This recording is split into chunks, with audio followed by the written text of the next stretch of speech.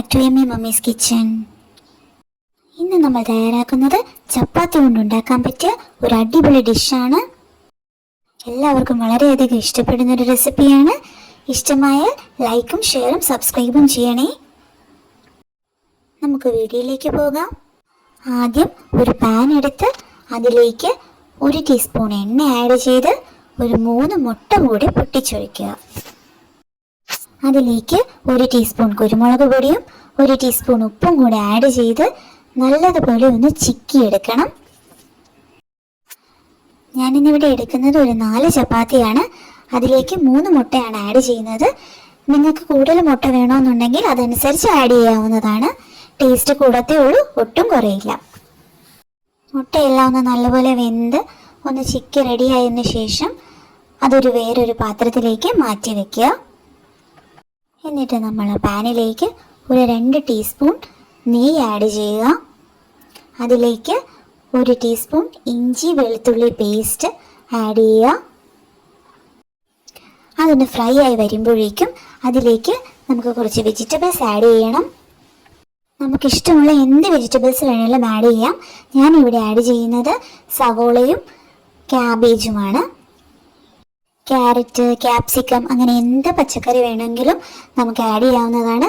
അത് ടേസ്റ്റ് കൂട്ടത്തേ ഉള്ളൂ. ഇഷ്ടമുള്ള എല്ലാ പച്ചക്കറിയും ആഡ് ചെയ്യുക. ഒപ്പം 2 പച്ചമുളക് ചോപ്പ് ചെയ്തതും കൂടി ആഡ് ചെയ്ത് അതെല്ലാം നല്ലതുപോലെ ഒന്ന് മിക്സ് ചെയ്തെടുക്കുക. അതിലേക്ക് 1 ടീസ്പൂൺ ഉപ്പും കൂടി ആഡ് ചെയ്ത് നമുക്കിതൊന്ന് ചെറുതായി ഒന്ന് വാട്ടിയെടുക്കണം.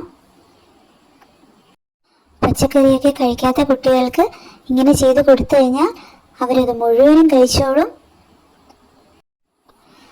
സവോളയെല്ലാം ഒന്ന് വാടി കിട്ടിക്കഴിയുമ്പോഴേക്കും നമ്മൾ അതിലേക്ക് 1 ടീസ്പൂൺ മുളക് പൊടി, 1/2 ടീസ്പൂൺ മഞ്ഞൾപ്പൊടി, 1 ടീസ്പൂൺ മസാലപ്പൊടി, ഞാനിവിടെ ചിക്കൻ മസാലയാണ് ചേർക്കുന്നത്. നിങ്ങൾക്ക് ഗരം മസാല ആയാലും ചേർത്താൽ മതി. ഇത്രയും ആഡ് ചെയ്ത് നല്ലതുപോലെ ഒന്ന് ഇളക്കി യോജിപ്പിച്ച് മിക്സ് ചെയ്തെടുക്കുക. അതിലേക്ക് 1 മുതൽ 2 ടീസ്പൂൺ ടൊമാറ്റോ സോസും 1 മുതൽ 2 ടീസ്പൂൺ സോയാ സോസും കൂടി ആഡ് ചെയ്ത് നല്ലതുപോലെ ഒന്ന് മിക്സ് ചെയ്തെടുക്കുക. സോസ് ഇല്ലെങ്കിലും കുഴപ്പമൊന്നുമില്ല, അത് ആഡ് ചെയ്ത് കഴിഞ്ഞാൽ കൂടുതൽ ടേസ്റ്റ് കിട്ടുന്നേ ഉള്ളൂ. സോസ് ഒന്നും കയ്യിലില്ലാത്തവർക്ക് വേണമെന്നുണ്ടെങ്കിൽ കുറച്ച് തക്കാളി അരച്ച് പേസ്റ്റാക്കി ചേർത്താലും മതിയാവും. അതിനുശേഷം അതിലേക്ക് നമുക്ക് നേരത്തെ ചിക്കി വെച്ചിരുന്ന മുട്ടയും പിന്നെ ചിക്കൻ കറി വല്ലതും ഇരിപ്പുണ്ടെങ്കിൽ അതിൽ നിന്ന് 1-2 കഷ്ണം ചിക്കനും കൂടി എടുത്ത് ഒന്ന് ചെറുതായി ക്രഷ് ചെയ്തെടുത്തിട്ട് അതും കൂടി ഇതിലേക്ക് ആഡ് ചെയ്താൽ ടേസ്റ്റ് കൂടും. അതിനുശേഷം മെയിൻ ക്യാരക്ടറിനെ ആഡ് ചെയ്യുക. ചപ്പാത്തി ചെറിയ കഷ്ണങ്ങളാക്കി മുറിച്ചെടുത്ത് ഇതിലേക്ക് ആഡ് ചെയ്ത് കൊടുക്കുക. എന്നിട്ട് അതെല്ലാം കൂടി നല്ലതുപോലെ ഒന്ന് ഇളക്കി യോജിപ്പിച്ചെടുക്കണം. നമ്മുടെ സ്വാദിഷ്ടമായ ഡിഷ് തയ്യാറായി കഴിഞ്ഞു. കൊത്തു ചപ്പാത്തി എന്നോ ചപ്പാത്തി നൂഡിൽസ് എന്നോ എന്ത് വേണേ നമുക്കിതിനെ പറയാം.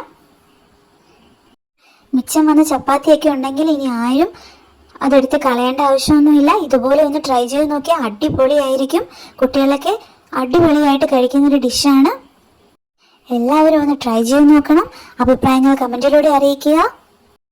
ഇഷ്ടമായ ലൈക്കും ഷെയറും സബ്സ്ക്രൈബും ചെയ്യണേ. Thank you for watching.